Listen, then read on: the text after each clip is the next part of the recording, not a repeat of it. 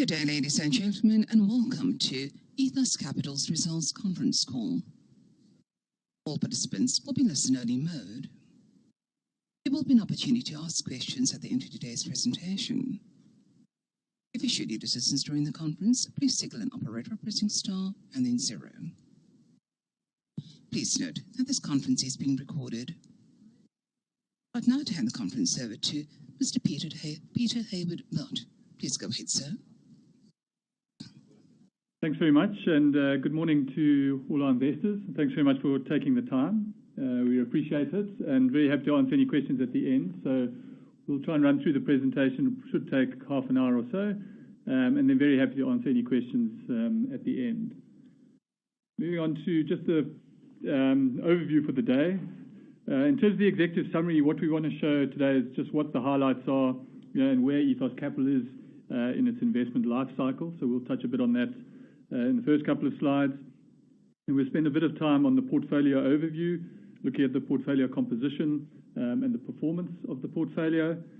We will then touch on the valuation overview, give an assessment of the value performance of the various assets and some of the valuation metrics that the market's implying, as well as the NAV. And then finally, we'll end off with just an outlook for Ethos Capital over the next 12 months or so. Moving on to the first slide on the executive summary. I'm sure all of you have spent enough time with other companies, talking about business and consumer confidence in South Africa. We're not immune to it. We have exactly the same issues that are facing many other companies, but we don't think it's worth spending a huge amount of time today dwelling on that. We spend a huge amount of time with our portfolio companies saying, we're in the business of active management, and the key questions for us really are what are we doing to improve our market positioning in each of those companies? Are there any complementary adjacencies that we can move into and take benefit from? And then finally, from a shareholder perspective, do we have the right team and the strategy to deliver, and obviously the right capital structure? So I think there's no use complaining. It is a tough environment out there. We'll touch on a couple of our assets that have been impacted, but really the message coming out of us to our portfolio companies is we can't change the economy, but we can change the way our businesses are structured and positioned to benefit from, hopefully, an improving outlook. That said, the second bullet point touches on the rest of sub-Saharan Africa, outside of South Africa. And there, we really have seen a lot of tailwind sectors. We've spent a huge amount of time over the last 3 or 4 years as a firm trying to identify what are the key drivers in various sectors and what are those tailwind sectors that we can invest behind. The second question then is, how do you play the theme? And the third one is, can we find investment opportunities that unlock those trends that we're talking about? And again, we can touch a bit on that in terms of some of the more recent acquisitions that we've done. So while South Africa remains on a relatively low base from a consumer confidence and growth perspective, the rest of sub-Saharan Africa continues to grow at somewhere between 3 and 6%, and we are starting to see the benefits of that come through some of our portfolio companies. It's pleasing to see that there's been a strong operational turnaround, actually, in some of our underperforming assets. Probably 2 years ago, 2 or 3 of them were underperforming, have now become our better performing assets, which shows the active management that we talk about and the ability to change strategy, in many cases change management and reset the growth agenda. That said, there have been a number of underperformers in our portfolio, and very openly we will touch on those in the section where we talk about the portfolio companies and the valuations. We've invested 831 million in 6 transactions since 30th of June, since the year ended in June, which takes us to an total invested capital of about 1.55 billion, or about 81% of the total NAV on a pro forma basis. A couple of those transactions will only close post the 31st of December. The average age of the investments is less than 1 year. I think it's actually 0.9, and I think that's important, particularly from a perspective of valuation. For those of you who aren't aware, obviously we have to follow the International Private Equity Valuation Guidelines. They're relatively rigid around how you treat an asset in the first year of ownership, and only really in exceptional circumstances are you allowed to move it off its investment cost. So you'll see when we touch on the valuation, many of the recent investments are still held at cost, which is the likely outcome for the first 12 months, but we'll touch a bit on the operational improvements in some of those assets. And I suppose the most important message that we give, particularly to our investee companies, is our key focus is on creating better businesses. That doesn't take a year. Often it includes investing behind a business's growth strategy, whether that be Salesforce, whether it be new projects, whether it be new acquisitions, etc. So we don't set our stall out to measure ourselves on an EBITDA basis or valuation basis on a particular year, but rather, over a 3 or 4 year period, ensure that we create better businesses and we have something to sell at the end of it. And again, we'll touch on a bit of that during the presentation. In terms of the highlights of the results, Ethos Capital is now invested in 17 portfolio companies. That said, 8 companies account for around about 70% of total NAV. So there is a concentration of value in about 8 of the portfolio companies. And in the results today, I'll spend more time looking at those 8 portfolio companies than the tail of the smaller assets from an Ethos Capital perspective. The NAV per share rose to 11.16. I think it was 11 Rand as at June. And we'll again touch on the valuation accretion there. The 3% increase obviously takes account of the fact that a significant portion of our invested capital, about 50-odd%, is valued at cost, given that we've owned it for less than a year. But there has been mixed asset performance, some very strong performers in the portfolio, which is the majority of the portfolio, but there have been a number of laggards. Again, we'll touch on that later. And the share buyback program, which we concluded at the back end of the last year, where we bought about 5% of the company back, also helped increase the NAV per share by around about 6 or 7%. If you take the current valuation of the portfolio on a pro forma basis, the EV/EBITDA multiple is about 7.5. The reason there's a red block there, it's slightly up from 7.2 times, which is a reflection really of the acquisition we made in Channel VAS, business that we bought at the back end of last year at just over 8 times EBITDA. So it pulled the multiple up slightly. That said, below that, the net debt to EBITDA, given the de-gearing in the portfolio, reduced relatively strongly from just under 2 times to 1.5 times, which shows the strong de-gearing and the focus that we have on working capital management and repayment of debt in the various portfolio companies. The capital invested as at December was 1.3 billion out of a total NAV of 1.9, so around about 69% invested. That increased to 1.55 billion based on acquisitions that we closed since year end, and that takes us to around about 81% invested of the total assets that we have in the portfolio in the company. Moving on to the portfolio overview. Also, I won't spend a huge amount of time on the chart on the left. That's the portfolio that's the exposure to the 17 portfolio companies that we have. I think just the points to raise really are around, firstly, there's different vintages, and the reason that's important is these assets normally in a private equity landscape are owned with somewhere between 4 and 7 years. So those assets that we've owned since, for example, 2012 and 2014 are more in the exit lounge, for example, than those assets that we bought in 2018, 2019. The size of the bubbles there reflect the size of the various exposures we have. So Channel VAS being probably the largest exposure that we have, and at a glance of that portfolio on the left, you can get some idea of the exposure we have to various assets. On the right-hand side, we spend a huge amount of time focusing on portfolio construction, both as an Ethos Capital and at a fund level. And the reason that's important is particularly in tougher times when GDP growth is low, you don't want to be totally exposed to 1 or 2 sectors. So if you look at the pie chart on the left in terms of sector exposure, the first one, industrial services, which really is driven by investment activity, construction and the like. So Waco and Easy are examples of companies that fit under the 10% we have in industrial services. MedTech is the small healthcare deal that we did, and again we'll touch on Vertice later. It's growing very rapidly. It's an expanding sector, and it's in a business which can grow market share dramatically from a relatively low base. The next is a consumer goods, where we have 34% of the portfolio invested. Clearly, that's affected mostly by consumer spend. The companies that we have in that box would include Twinsaver, AutoZone, Kevro, Gamatech, and Bevco, a relatively large component. Now, even within those companies, each of them have experienced different growth rates, and again, we'll touch on that later.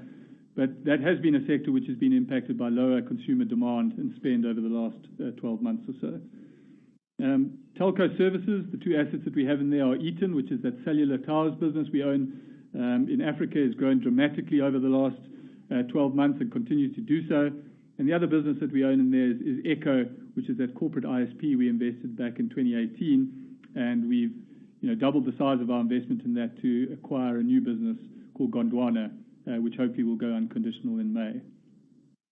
The final sector, or the last sector there, is media, clearly driven by ad spend. Consumer confidence and GDP growth obviously are big drivers behind ad spend, and our big exposure there is within Prime Media. And again, we'll touch on how that business has performed later on. And the final one is Channel VAS, which we call FinTech. Really, it's funding for consumer services in the airtime credit space. The business has performed fantastically well. It's got exposure to a number of countries in Africa and has seen significant growth. So again, if you look by sector, we have a relatively good spread of exposure across those sectors. And again, if you look on a basis of geography, 63% of the portfolio has exposure to South Africa and the growth drivers in South Africa. But pleasingly, about 37% of our portfolio is exposed to sub-Saharan Africa outside of South Africa, which, as I said, has grown somewhere between 3 and 6% over the last 12 months. In terms of the invested capital over the last 12 months, since 30th of June, so last 9 months or so, the starting point as of June was we had invested about 716 million rand of capital. That number has grown to 1.547 billion. Just under 600 million of that was spent as at the 31st of December, with another 250 odd being spent in transactions that should close in the next month or two, which will take us to the 1.55 billion that I referred to earlier. Just touching briefly on those assets that we invested in, Chibuku is the largest brewer in Malawi of local or non-clear beer. It has about a 75% market share in that market across all beer categories, and it's got a very, very strong national footprint for distribution. We put a US dollar MES loan into that business to help the management acquire the business back from South African breweries, and we're pleased to say, despite some relatively the rains that they've had in Malawi and some difficult operating environments, the business has continued to perform relatively well. Gamatech is a business that we acquired at the back end of last year. It's a leading distributor of branded mobile device accessories. So anyone who's been into Vodacom, MTN, or Cell C shop would know, Snug or Body Glove or Spec or UAG in terms of the device covers and things. That's the business that provides all of that. It's got a very, very strong market share in that business. It was established just over 20 odd years ago by two founders who still remain invested with us in the business, and they've grown the EBITDA to more than 100 million rand over that period of time. So we're very excited about the possibilities for that business. Ethos was a business we invested alongside Fund 6 and in the healthcare platform. It's a distributor of specialized medical devices across various specializations, including cardiology, spinal, neurology, and more recently, hematology. It's a buy and build play, and we'll touch a bit on how that's performing, both in terms of new products and new geographies, and very pleasing to see that we've managed in the first sort of 8 or 9 months of ownership to really build a platform into something which we believe will be a market-leading provider in the market. It's got a very big analytical focus, which is one of the reasons why the AI fund has also invested alongside us into that asset. Channel VAS is a business that we concluded a deal in October. It's effectively an airtime credit service provider. It operates across 28 countries, across Africa and Asia. 75% of its exposure is into Africa, but it does have 25% outside of Africa. And it's across 15 MNOs, so a relatively good spread of contracts across its customer base. It has access to data on 620 million customers, which is relatively unheard of in this space. And really, it's effectively a convenience service provider. So it provides airtime credit services to someone who doesn't have the time or inclination to go down to the local kiosk and top up. Through its algorithms and its analytics, it's able to provide probably the best credit scoring models that enable it to have a credit loss ratio of less than 0.5% across its portfolio. So what it does for its MNO customer base is obviously it decreases the churn, increases their ARPU, and through lower loss ratios, both customers and Channel VAS can benefit from that. Mobile financial services is obviously a big growth play for it, and again, we'll touch on how that's performing later in the presentation. The last two transactions, one is Gondwana. That's a business that we're using as a bolt-on to Echo, which is a corporate ISP that we invested in at about mid-year last year. What does Gondwana do for Echo? It provides it with in-country presence and services across 9 sub-Saharan African countries, which gives us a very exciting platform to compete with some other of the corporate ISPs for MNC work across the continent. So once that transaction is unconditional, we'll have presence in 10 sub-Saharan African countries, which provide us with a massive competitive advantage in terms of our offering to clients. The final one is a business called, we bought Tor Analytical Services out of Tor. As you know, Tor's got really 3 or 4 parts to it. The one is the analytical services business, which includes WearCheck, SetPoint Labs, and Amos. I'll come back to that. The rest of the business was a logistics. They had a parts and components business and a capital equipment business. Those weren't businesses we wanted to invest in, but we managed to find a co-investor to buy those parts of the business and making a bid for Tor. That deal should go unconditional in the beginning part of April, and we will be left owning WearCheck, the SetPoint Labs, and Amos. For those of you who don't know, WearCheck is a 40-year-old business. It's really in the business of oil condition monitoring, in the mining, earth moving, and transport sectors. It's got a full client service offering outside of just oil condition monitoring, and it's based in 14 countries, or it has labs in 14 countries throughout Africa. It really is the market leader in the space, not just in Africa, but globally it's renowned for the work that it's done. The 2 other businesses, which are much smaller from a contribution perspective, is SetPoint Labs. SetPoint Labs is a lab services business, really operating in the mining and the water space, so sample testing effectively. And Amos is really one of the few leading internationally accredited manufacturers and suppliers of what they call credit reference material, which effectively are samples which, as a miner or anyone else, you can come and reference your sample that's come out of the mine to ensure that it's got the requisite component of underlying minerals and etc. So again, a business that's been around for a long time. WearCheck is the component, probably 75 to 80% of the 3 businesses that we own, but the other 2 businesses, are businesses that we're excited to grow, going forward.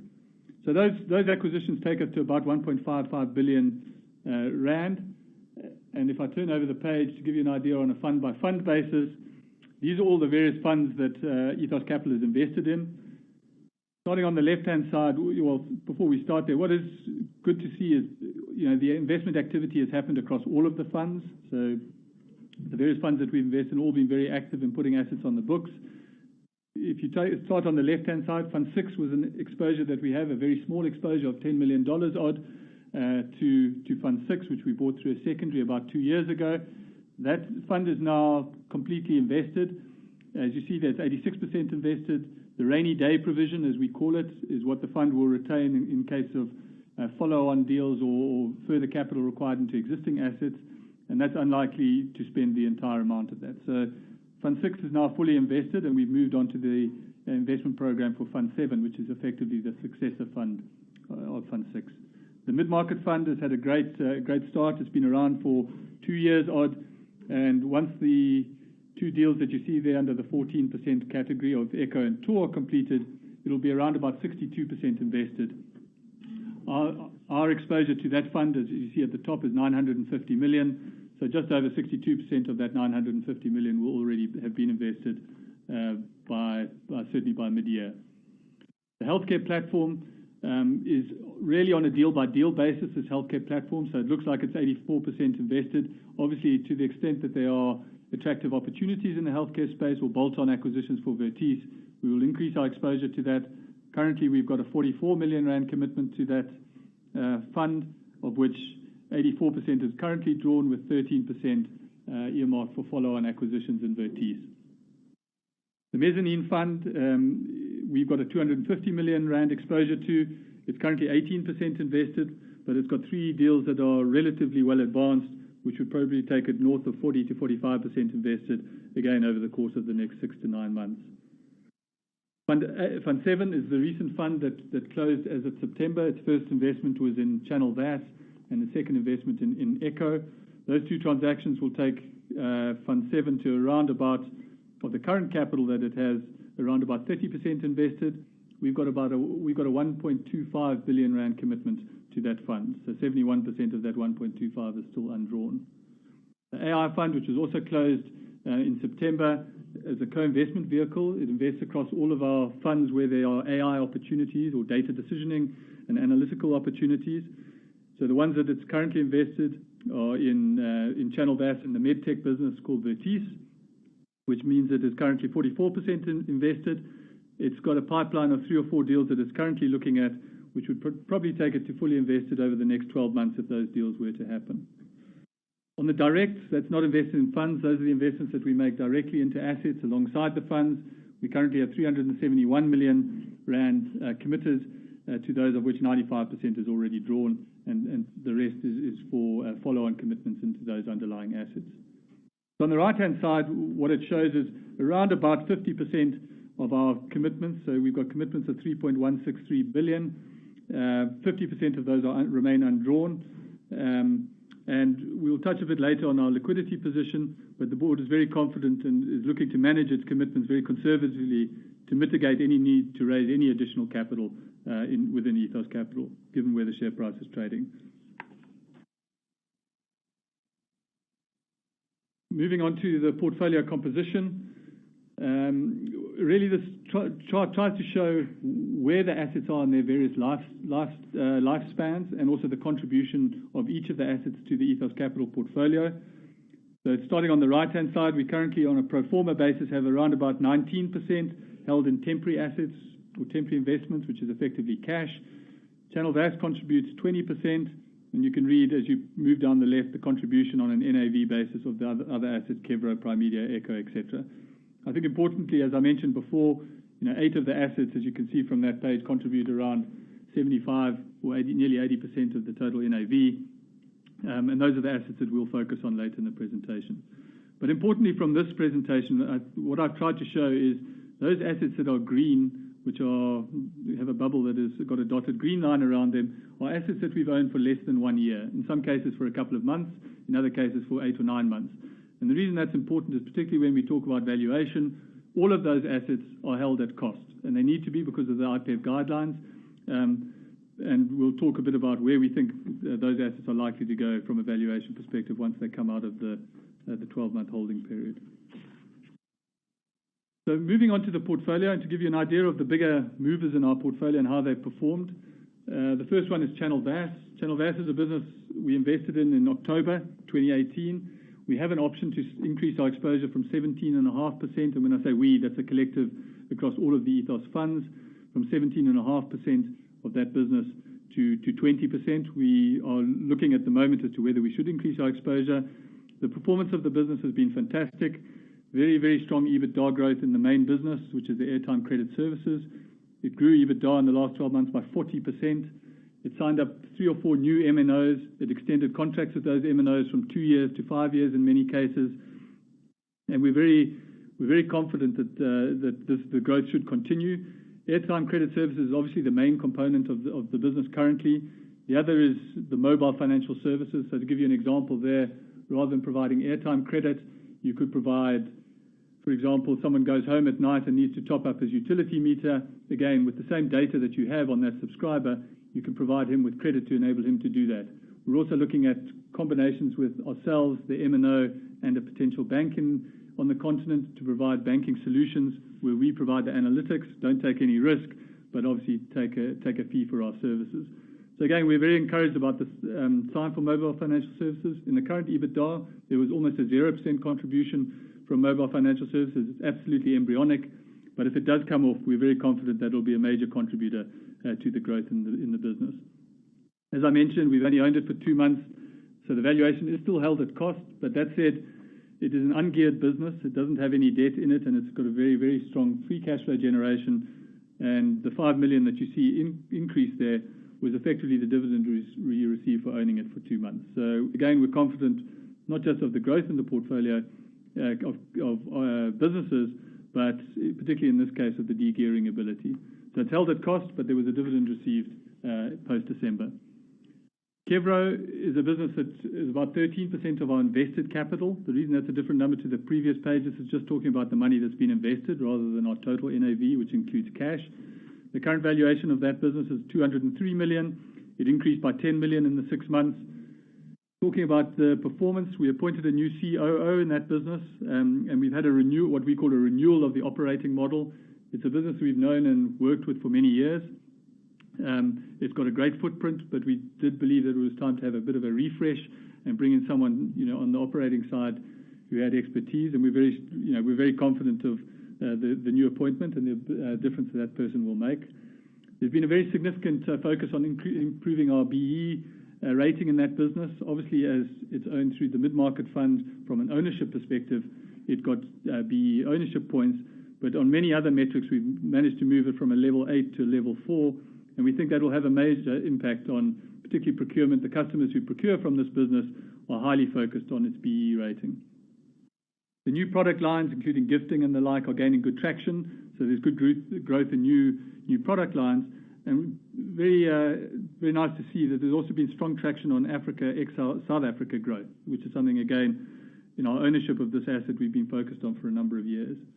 There's very strong de-gearing in the business, de-geared by about 130 million. Well, there was de-gearing. We got 130 million rand dividend. All shareholders did, not just us, which was driven by a very keen focus on cash conversion in the business. We've massively improved the working capital cycle. When I say we, the management, and credit to them. And the de-gearing has resulted in gearing dropping below 2 times. So the prospects in this business for de-gearing continue to be strong, because we probably don't need to continue to pay down the debt in the business. Again, we kept the valuation multiple constant. We didn't move it. And the valuation growth that you see there came from a small increase in EBITDA, but really more reflective of the de-gearing in the portfolio. Primedia also constitutes about 13% of the invested capital. It's got a valuation, coincidentally, also of 203. The valuation over the last 6 months increased by 14 million rand.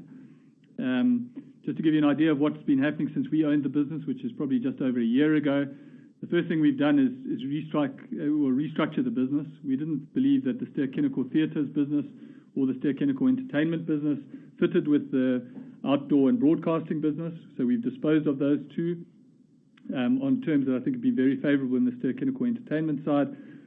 But also from a Ster-Kinekor Theatres, we've unbundled it. We brought in new management. We brought in a new chairman in the form of Andrew Marshall. And that business really is starting to perform up to its capabilities. So that leaves Primedia really focused on its business on broadcasting and outdoor media. We've refinanced all the debt in the business on better terms, which is obviously the benefit of having a very strong cash flow generation of circa 75% free cash flow conversion in this business. And we've stabilized for the first time in a number of years the broadcasting market shares. And there's early signs of progress that has turned. Obviously, it's a fickle market, but we're pretty confident over the last 6 months and the work that the management team has done that we've certainly seen the bottom and stabilizing the market share in broadcasting, and across our key stations are starting to see that on the increase again. From an outdoor advertising perspective, the focus really is on digitizing the outdoor platforms. We've, I think, almost trebled the number of digital platforms that we have, and that's a focus that we've given to management. And we've come up with a relatively innovative deal, which we're discussing with some of the metropolitans to try and get an increase in the amount of approvals we have on the digital platform side, which will really transform the business. We're also refocusing the growth of that business on new growth income streams, and there are many of them. Without going into the detail, we've got massively detailed content, whether it be across the radio side, whether it be across the news side through e-news. If we can combine those two businesses and provide and monetize that content, we're looking at the ways to do that, and we think there's lots of ways to be able to monetize that income stream. From a valuation multiple, again, relatively conservatively, we haven't changed the multiple. We've left it constant. And the uplift then is really due to the strong de-gearing in the company. So the 14-odd million is reflective of the de-gearing that we've seen over the last 6 months or so. Talking about over the page on Echo. Echo is about 11% of our business, contributes around about 177 million of value. That includes the Gondwana, so this is on a pro forma basis. It's clearly held at cost. We've owned the asset, well, in place of Gondwana, we haven't even finalized the deal yet, and we've owned Echo for about 8 months or so. As I said, we've signed the deal to acquire Gondwana. It's subject only to regulatory approval, which we're hoping will go through in May. It may be that we will sequence the deal and have part of the countries come on board in May and the others in September. We really do believe that that will give this business a boost in the offering that it can make to MNCs. But even the core business within Echo, there was a 14% increase in revenue, but that belies the fact that we've got a very big contract with AfriHost, which is done on a cost plus or a pass-through basis. So the 75% increase in value-added services revenue really reflects the non-AfriHost growth in revenue, which is a massive increase. And that's what we're really focusing the management team on. That's where the profits of the business will come. Importantly, we've invested significantly behind the sales force here. I think we've doubled the size of the sales force. Obviously, it has an impact on EBITDA, but we think it's the right thing to do, particularly if we can get Gondwana on board. So we booked new management on board, to supplement the team, and obviously a new sales force. So we think the business is well positioned, and post the Gondwana acquisition, we would be hopeful that that business continues to grow as it's currently doing. The valuation is held at the cost of investment, given that we've owned it for less than 12 months. Yamatech, again, I touched a bit on this earlier, is about 6% of our portfolio, just under 100 million rand of value. We completed the deal in September. The EBITDA growth in that business was around about 10%, so we were very pleased with the performance there. It improved its market position, and it's got some exclusive supplier relationships that it's managed to eke out over the last 6 months, which really will have an impact going forward on revenue and EBITDA growth. And even more pleasingly, despite its very high market share, it's managed to increase market share in new channels. So providing new product into new channels really is what we're looking for this company to do, whether it be through acquisition or organically. Again, valuation held at cost, given that we only owned it since September. WearCheck is the tour business I referred to earlier. It will constitute, once the deal completes, 6% of invested NAV, with a value of just under 100 million, 94 million. It will be held at investment cost. Currently, we don't own the business. The LTM in the business was about 7% of EBITDA growth. And the process for splitting the residual tour business from the other business I referred to earlier is largely complete. And so once we own the asset, we will have that will be effected and completed, so we can get on with growing the businesses that we own. And I think importantly from our side, what we saw as the opportunity here is there was a very big cost base that sat within the tour business. I think 38 million out of a EBIT of 78, I think the number was central costs. Clearly, we're not going to run it with anything like that as a central cost base, and we think that improvement over time in EBITDA should reflect in a valuation uplift in this business going forward. Chibuku, not to dwell on it for too long, we have a US dollar loan into that business. It's currently got a running yield in rand of 11%. I think it's just under that in dollars. But it's also got a value upside sharing in year 5. So in year 5, we will work out what the valuation upside potentially is, and we're looking to a valuation there uplift of about a running yield or completed yield of around 15%. So 10 or 11% coming from the running yield, with another 4% coming from the value accretion on the upside. On the last page on the portfolio performance, AutoZone constitutes about 6% or 85 million in value. This is a business that has been negatively impacted by the current conditions in SA. Obviously, inflation and consumer confidence being low really has impacted this business. Revenue has been largely flat. Margins are down slightly. So EBITDA, despite all the initiatives that management have taken, which is taking costs of around about 40 million rand out of the business, the EBITDA was slightly down year on year, which was slightly offset by the de-gearing in the business, and hence the valuation was flat. So it's a tough space to be playing at this point in time. Management really has done a good job of focusing on operational efficiencies and trying to find new ways to grow or operate more efficiently in the markets. TwinSaver, another business that's really caught in between the retailers who are having a tough time and the consumers who are also very price focused. And this has resulted in a lower EBITDA in this business. Clearly increased international pulp prices have impacted this business. We've seen the impact directly, and I think we not saw it coming to the extent it did, but about 2 or 3 years ago, we initiated a 468 million investment in a new paper mill, which was completed at the back end of last year, to ensure that we can be the lowest cost provider or producer in the space, which has helped us, I think, from a market share perspective, etc.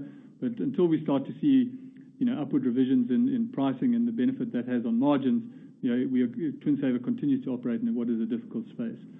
Again, there we brought in new management, as we did in AutoZone. Not that the previous management had done a bad job.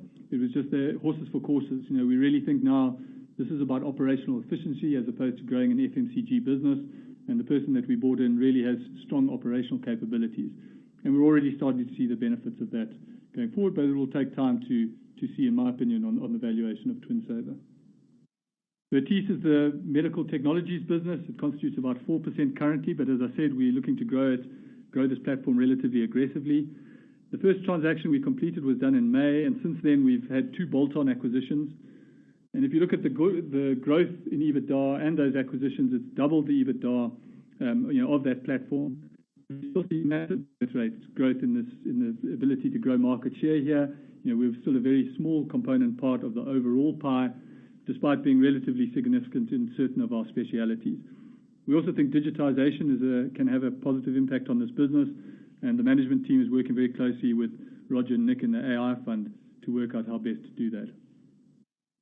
Easy is about 2% of our invested capital, a relatively small number, but really has had a tough 6 months. The lack of infrastructure spend and construction obviously has an impact on these types of businesses, really around the utilization rate. So it's got the kit, it owns most of the kit, but renting it out and getting utilization rates back up to the numbers that we've seen in the past is what we focus the management team on delivering. So whilst the business has retained market share and it's got a very high market share of north of 60%, the whole market activity has been very soft.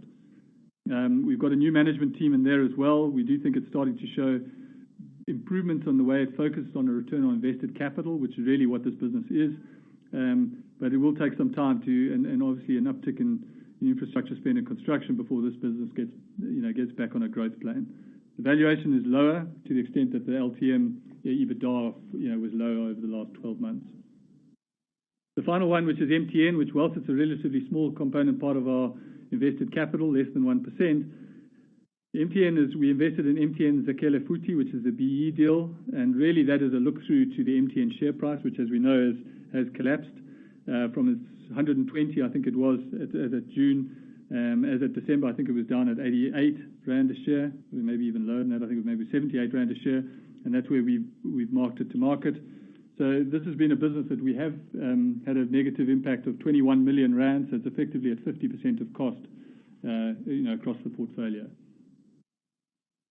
Moving then just on to valuation of the portfolio. Again, not dwelling on this, these numbers are all in the interim results. But currently, as of 30th of December, we were 69% invested of total NAV. That includes obviously the cash that sits in the business, so invested capital over invested capital plus cash. So the NAV of 1116, 826 of that was invested in assets. On a pro forma basis, that increases to 81%, which is 981, invested with cash remaining of about 1.35 Rand per share. We have a liquidity facility from RMB of around just under 600 million, which is what we would obviously use to the extent there are additional drawdowns on the funds. The share price as at December was 7.80 Rand. It's obviously lower now. The discount to NAV is 30%. And on the right-hand side, if you look at the portfolio, we've touched on this. The current average on a value basis, weighted value basis, is 7.5 times on an EBITDA. It is equivalent to a PE ratio of just under 11. I think it's about 10.8 on a EV over EBIAT, to give you some context to that. And as you can see, the level of debt in the portfolio companies has dropped from about 2 times in June down to about 1.5 as of December. The discount to NAV is the 30% I referred to on the left-hand side. But equally importantly, in valuing our companies, we value them against a benchmark of companies, comparable companies. And the current portfolio is valued at a 27% discount to that peer group average. And I'll touch on that again a bit later. Moving then on to the portfolio company returns. So this tries to show asset by asset 2 things. Firstly, the age of the investment. So when did we invest behind these assets? Those are the numbers you see at the top. And below that, what is the return we've seen? So if you invested, for example, 100 Rand in Eaton, it's now worth 163 Rand, to give you context. The assets that you see there divided up between Fund 6, which we've owned for around about 2.1 years. We made our investment into the fund about 2 years ago. Eaton, for example, is 63% up since we bought it. RTT about 30% up, and you can go down the line. The dark assets there are the ones we have direct investments in. So Primedia, Kevro and Channel VAS. Primedia is about 18% up since we acquired it, and Kevro around about 10%, and we've owned Kevro for about just over a year. Again, similarly with Primedia, we've owned Primedia for just over a year. There are a number of assets which sit under that category called new assets at cost, which you will see we've owned for a couple of months. So those assets are still held at cost. That's a relatively significant component of our invested capital, which will obviously impact the growth in NAV. And then on the right-hand side, there are a number of assets that have underperformed. I think we've touched a bit on TwinSaver, Neopak, and Easy. Those are assets that have underperformed. And again, if you invested 100 Rand in them, they would be worth less today by the numbers you see on the page. And on the right-hand side was the number that I referred to in terms of MTN, which we're currently holding at 50% of costs. Obviously, the share price is up since then, so on today's basis it would be up, but this is as at December.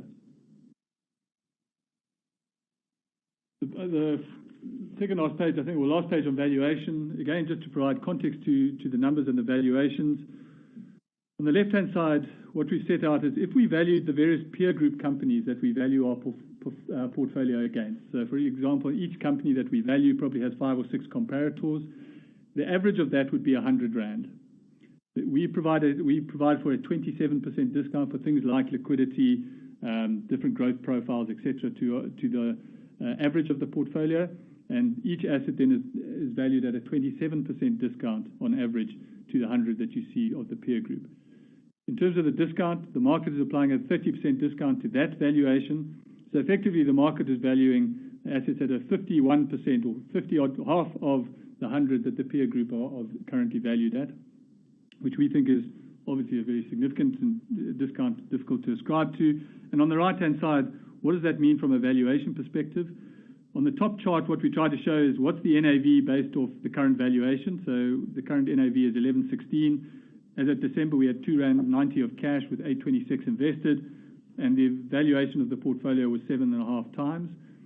If you do the same analysis, but you take the 7.80 Rand, which was the share price as of December, you effectively get to an implied valuation on the portfolio of around about 5 times EBITDA, or a PE ratio of just under 8.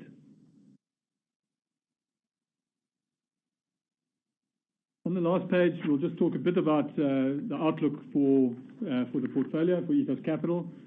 As a firm, we're not banking on any tailwinds, to be honest, in SA in the foreseeable future. We think there are a lot of structural changes which are positive, but I think they're going to take a long time to bear fruit and certainly to have an impact on both consumer confidence and where we see the portfolio companies' growth coming from. That said, what we're focusing the companies on is to say, look, forget the operating environment as the complainant. How can we focus on increasing operational efficiency, getting market share growth, or even strategic acquisitions, such that when things do turn, we are better placed to grow? But even in the interim, it's pleasing to see that many of our portfolio companies that are operating in relatively tough spaces have increased EBITDA or their valuations over the last 6 to 12 months. So it's not that we need the tailwinds, we would like them, but I think we need to move the business forward from a valuation perspective irrespective. As we said, we've probably never seen as many SSA outside of South Africa opportunities as we are today.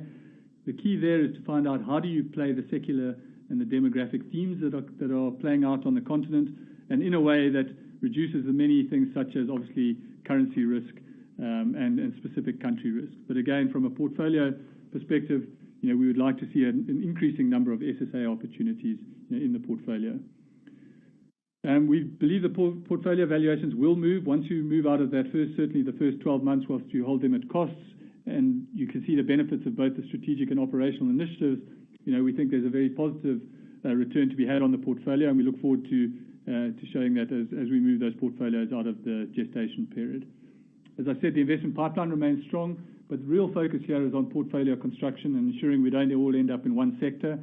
So even if we do find assets that are great, but it gives us concentration to one particular sector or country, we're probably more averse to putting those assets on the book. But we have the luxury of the ability to choose, which we haven't had for a long time in terms of the pipeline. From a board perspective, the one message coming back from the board meeting we had in Mauritius was that we are going to optimize the portfolio for 2 things, obviously from a valuation and shareholder value perspective, but the second is liquidity.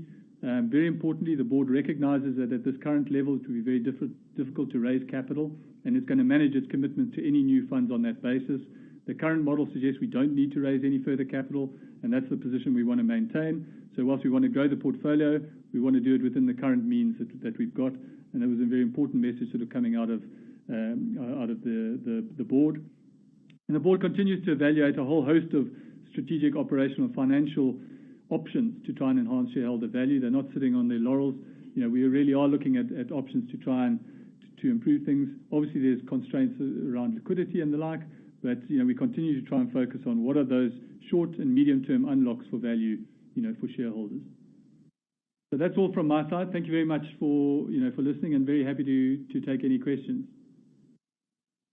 Thank you very much, sir. Ladies and gentlemen, at this time, if you'd like to ask a question, you're welcome to press star then 1 on your touch-tone phone to place yourself in the question queue.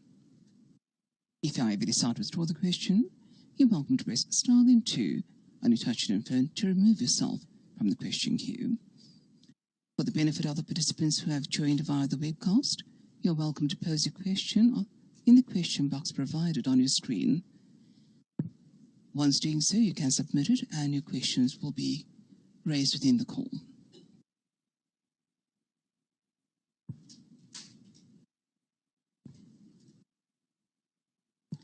There are no questions from the lines. I would like to hand over to the webcast for questions. Thank you.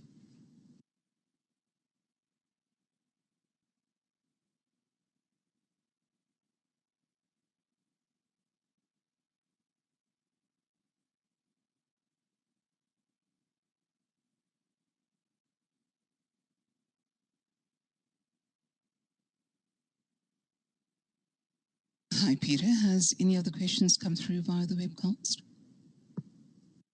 Not that I can see, but can you see them there on?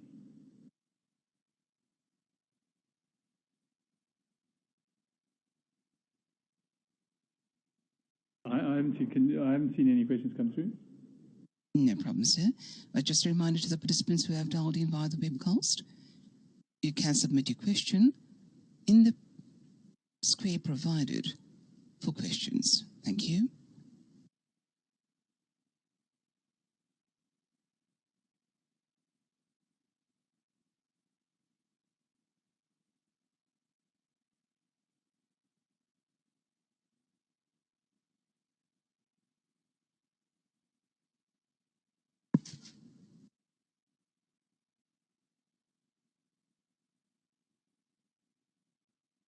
All right, sir. At this point, there are no questions that have come through. Do you have any closing comments? No, so certainly from my side, again, we appreciate your support. Thanks very much for taking the time. And from our perspective, we're always open to one-on-ones, or feel free to give us a call if there's any other questions that you have or want to discuss offline. We'd be very happy to take those questions individually. Thank you very much.